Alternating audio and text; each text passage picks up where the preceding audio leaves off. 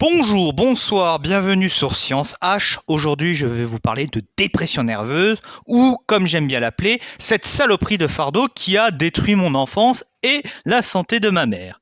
En effet, cette odieuse, cette terrible maladie a touché ma mère et la touche encore aujourd'hui, et donc je m'en vais faire une vidéo avec petite liste de 20 faits, 20 facts, dirons-nous, sur la dépression. Alors, c'est pas vraiment dans l'ordre, c'est plus de l'improvisation, c'est plus de mon expérience. J'ai pas vraiment de source à part mon expérience sur ce coup-là. Quelques petits sites, mais rien de très violent.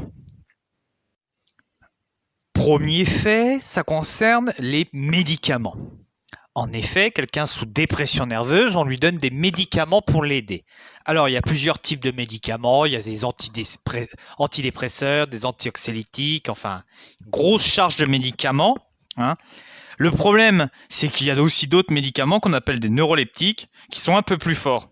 Et selon comment est dosé le traitement, le dépressif est plus ou moins un zombie, malheureusement.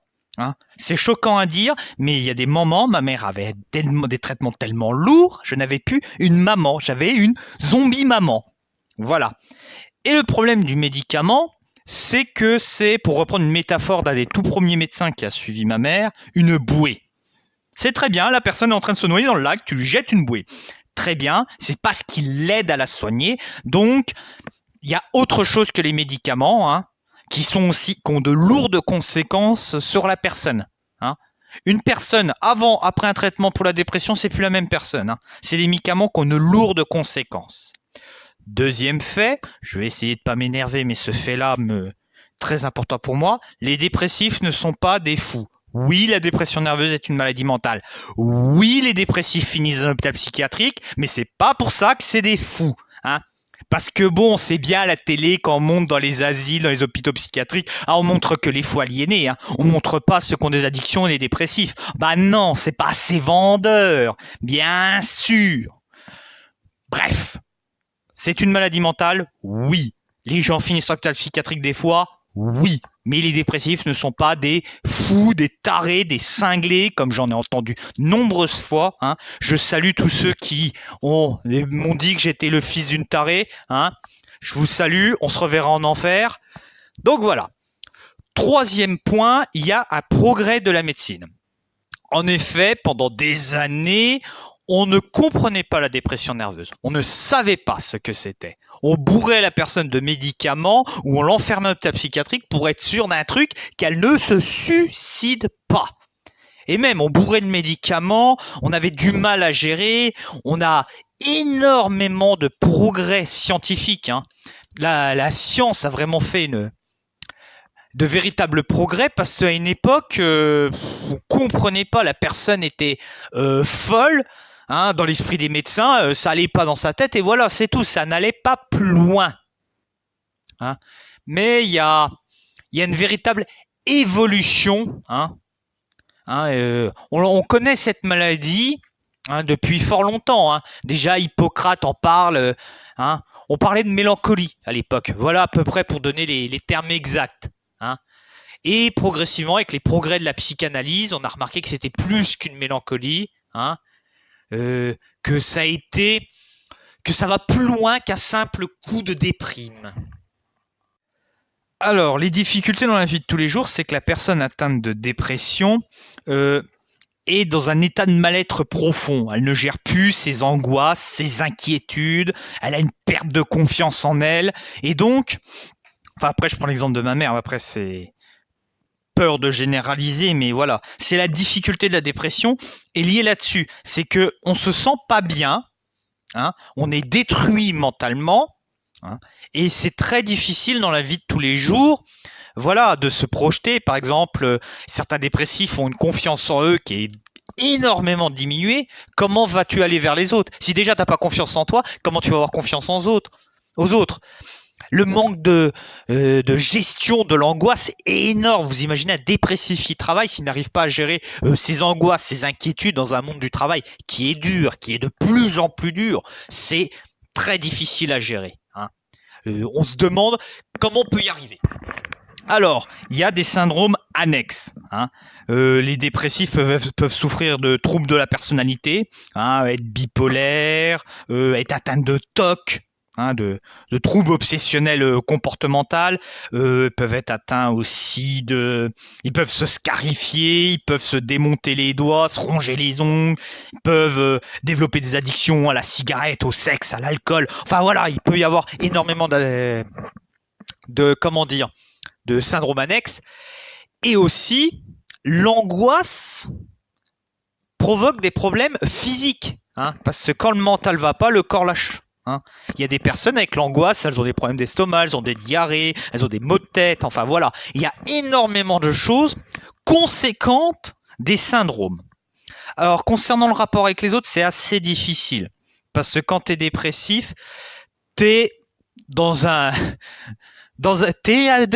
monde, oui, t'es dans le monde avec les autres, très bien, mais t'es aussi dans ton propre monde, t'es dans ta souffrance, c'est assez difficile, il faut tomber sur des gens compréhensifs, ce qui est extrêmement difficile, hein, parce que déjà, tu sors dans la rue, tu dis je suis dépressif, bon, si t'en as 10 qui arrivent à comprendre, voilà.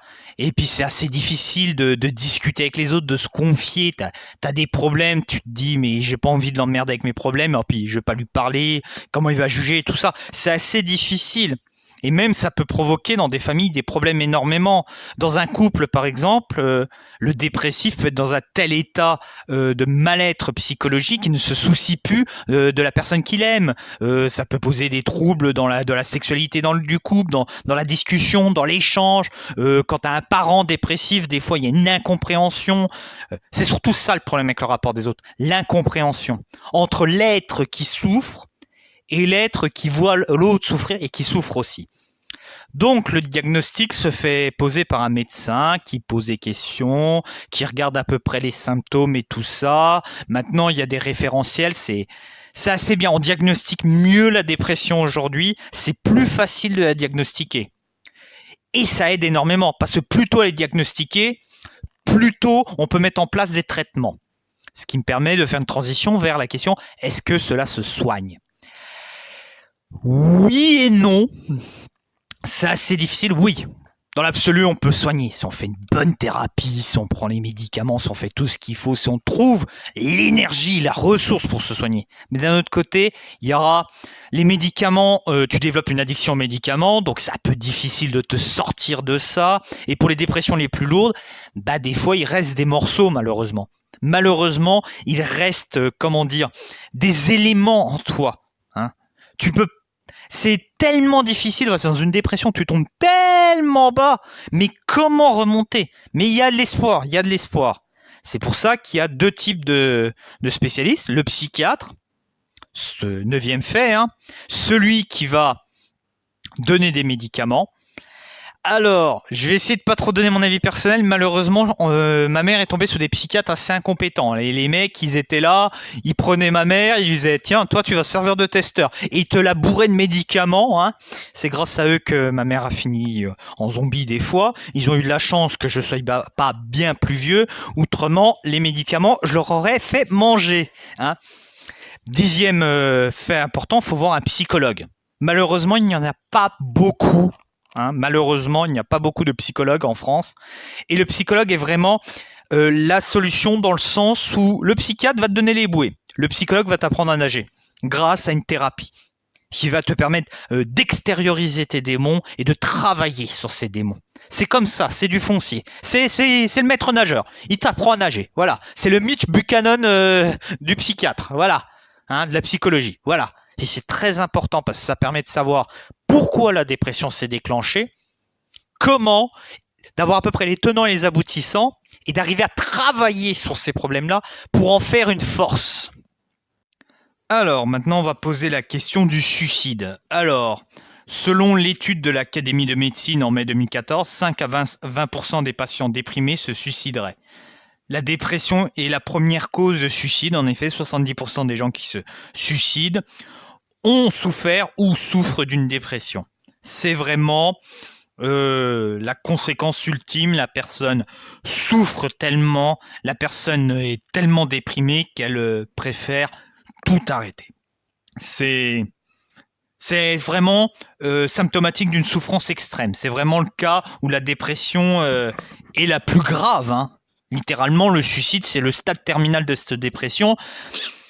Et même certaines personnes, elles sont sous traitement, elles sont suivies, elles se suicident quand même, hein. C'est que voilà, il y a eu un souci. Donc, on va partir sur quelque chose d'un peu plus positif. Alors, comment aider un dépressif? Alors, déjà, faut pas le juger, faut pas trop le violenter, faut adapter son attitude, hein, que ce soit dans le langage du corps, que ce soit dans les mots, et c'est surtout de la bienveillance. De la bienveillance. C'est un petit peu de temps en temps leur dire allez, hein, on va sortir, on va te changer les idées, ça va aller, t'inquiète pas, je vais t'emmener dans un endroit, il n'y aura pas beaucoup de personnes, t'inquiète pas. C'est toujours de la bienveillance, hein.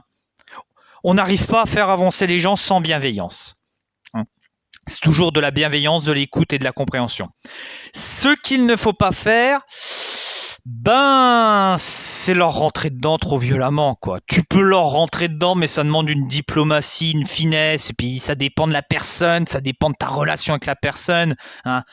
Par exemple, si c'est ta femme ou si c'est ton mari, vu que tu la connais un petit peu mieux, tu as les ressorts. Mais ce qu'il faut pas faire, c'est de faire des choses que la personne déjà ne supporte pas et ne supportait pas avant la maladie. Ça n'a pas changé.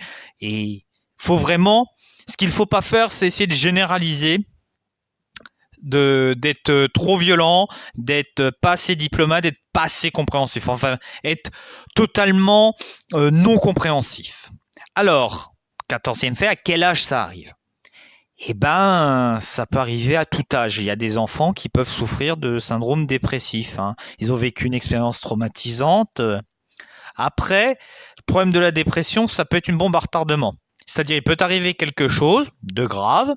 Quelques années plus tard, il va te arriver un deuxième truc grave. Et c'est là où ce qui a pas pété il y a quelques années pète à ce moment-là, hein. Ça peut être une véritable bombe à retardement. Tu peux vivre un truc et sombrer en dépression 10 ans plus tard, hein. Et ça arrive à tous les âges. Ça peut arriver à l'enfance, ça arrive surtout à l'adolescence, hein.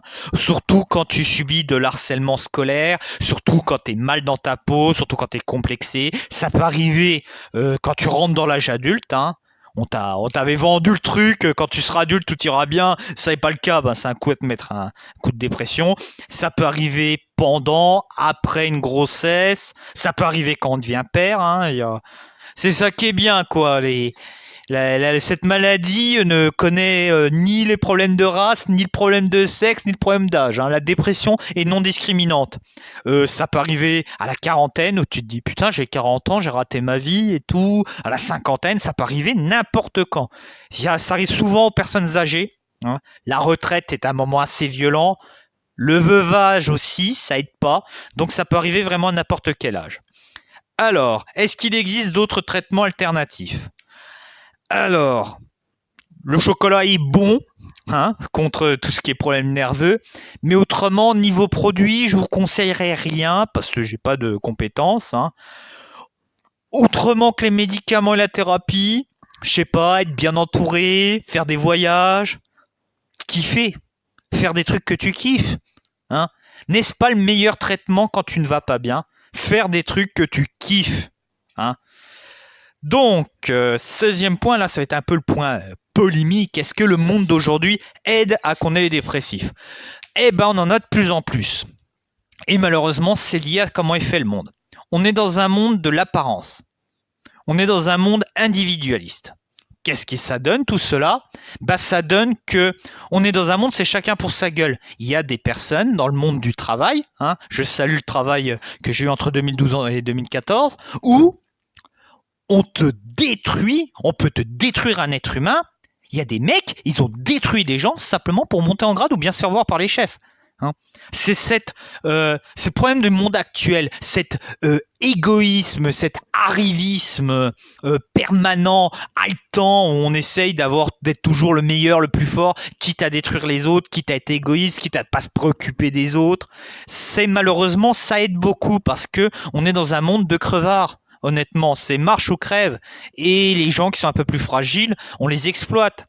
On va On parlait aussi des problèmes des relations entre les gens. Hein. Les relations sont plus saines hein, entre les profiteurs, les arrivistes, les faux culs. Ça n'aide pas. Ça n'aide pas. Hein. Bon, après, vous allez me dire, dans le passé, c'était plus terrible. Il y avait la maladie, la mort et tout ça. Mais bon, c'est vrai que on était moins seul. Il y avait quand même cette idée de collectif qu'on n'a plus aujourd'hui. Alors, comme je vous ai dit avec l'âge, bah c'est pareil pour le fait 17 dans le monde. Alors, il y a beaucoup de dépression dans le monde occidental. Hein. La France est championne du monde d'antidépresseurs. Alors, j'ai vécu en Afrique et j'ai vu très peu de gens dépressifs. Hein, parce qu'on est moins dans des sociétés individualistes et égoïstes. Hein. Et donc, c'est assez difficile. Après, j'ai pas les chiffres, hein, j'ai pas trouvé les chiffres ailleurs dans le monde, mais voilà, la dépression est un mal occidental, mais c'est un mal qui touche aussi d'autres personnes dans le monde, même si ils sont un petit peu moins impactés dans les sociétés où il y a plus de collectivité, dirons-nous. Alors, l'image de la société concernant la dépression nerveuse. Alors, comme la dyslexie, incompréhension, déjà, première chose, incompréhension, parce que c'est un handicap. Mais cet handicap, la personne l'a à l'intérieur de lui. Tu croises un dépressif dans la rue, si tu discutes pas avec lui, si tu passes pas 5 minutes, tu t'en rends pas compte. Peut-être que toi qui regardes la vidéo actuellement, tu as déjà croisé un dépressif. Mais tu le sais pas, c'est un handicap qui est à l'intérieur. Donc c'est très difficile à comprendre. De plus, le monde des maladies mentales est un monde complexe. Il y a plusieurs pathologies et il y a beaucoup de clichés. C'est vrai qu'il y a énormément de clichés véhiculés par les médias et tout ça. De plus, la dépression nerveuse étant une maladie assez dure, c'est assez dur de se dire oui, je suis dépressif, oui, ça va pas bien, oui, j'ai des idées noires, oui, j'arrive pas à gérer mes angoisses. C'est assez difficile. Hein. C'est comme un cancer, c'est comme un sida. T'arrives pas, tu dis pas j'ai le sida. C'est difficile. Il y a des gens qui l'assument.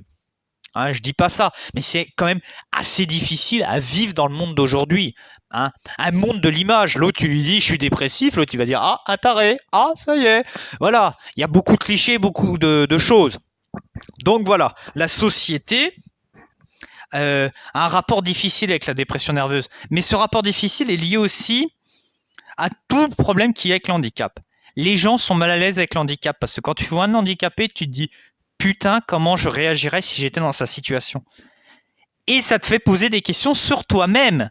Ça te fait douter. Et là, t'es pas bien parce que tu sors de ta zone de confort. Et donc, ça te met mal à l'aise. Donc, je tenais aussi à préciser, quand j'ai comparé le comportement des gens par rapport au cancer ou au sida, je ne compare pas ces trois maladies. Hein. Je dis simplement que les gens sont mal à l'aise face à la souffrance de l'autre. Parce que ça te fait poser des questions et ça te fait sortir de ta zone de confort. Donc, je passe à l'avant-dernier fait. Comment se prémunir de la dépression nerveuse?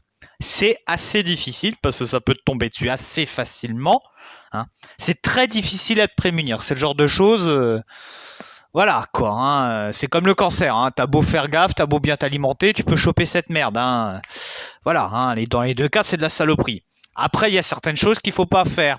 Par exemple, si vous êtes dans une relation, évitez d'être dans des relations toxiques. Je ne parle pas que des relations amoureuses, mais aussi des gens qui vous entourent. Hein. Combien de gens ont été détruits parce qu'ils étaient entourés de gens qui étaient des véritables enfoirés, qui ne respectaient pas les gens, qui les a détruits, qui les exploitait. Combien de gens ont souffert de ça? Hein? Il faut se prémunir de ça. Il faut surtout être à l'écoute de soi. Hein? Quand ça va pas, le dire. Quand ça ne convient pas, le dire. Se faire respecter. Parce qu'autrement, vous allez vous faire bouffer. Et si vous vous faites bouffer, vous allez décliner et vous serez plus fragile. Hein? Après, c'est très difficile de se prémunir. Pour finir, le 20e fait, ça va être une définition. Hein. La dépression est une maladie psychosomatique due à un dérèglement de l'humeur. L'humeur se définit comme la disposition affective et émotionnelle qui conditionne la manière dont nous ressentons les événements qui normalement engendrent de la joie ou de la tristesse. Le dérèglement de l'humeur, caractéristique de l'état dépressif, ne permet plus ces alternances normales de joie et de tristesse. En gros, ça te dérègle la mécanique. Hein, ta mécanique émotionnelle est déréglée. Donc, en conclusion, je sais que c'est un épisode un peu spécial. J'ai peut-être pas approfondi sur certains sujets, j'ai peut-être dit quelques conneries, mais c'est un épisode qui est fait avec le cœur. Car cette immonde maladie m'a privé de mon enfance, de mon adolescence, et c'est le genre d'épisode que tu fais avec 4 mots sur une feuille et que tu fais ça avec le cœur. J'espère quand même que cela vous a plu. Si ça vous a plu, faites de la pub pour la chaîne, ça fait plaisir. Ciao!